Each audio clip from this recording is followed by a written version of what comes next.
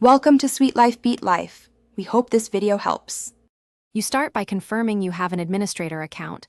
You need elevated rights to change system services and registry keys. Once done, pause automatic installs from settings. Windows Update pause for up to 35 days so updates won't interrupt while you make deeper changes. Make a quick registry backup.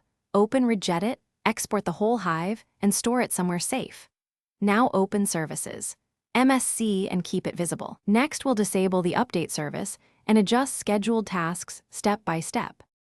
You'll now stop the Windows Update service and prevent it from restarting. In Services, MSC, find Windows Update, stop it, then set Startup Type to Disabled. Next, open Task Scheduler, locate Update Orchestrator and Windows Update tasks, and disable them to stop scheduled triggers. After that, edit the registry.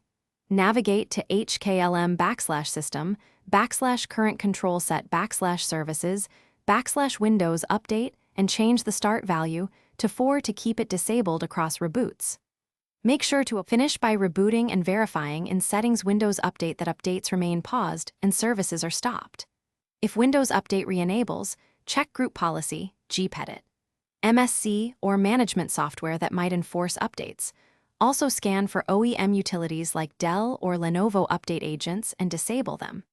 If something breaks, restore your registry backup and set the Windows Update service back to manual or automatic, then reboot. One troubleshooting tip: use Event Viewer to see what process.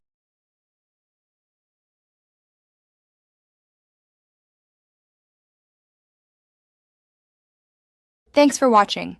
Consider subscribing if we helped you.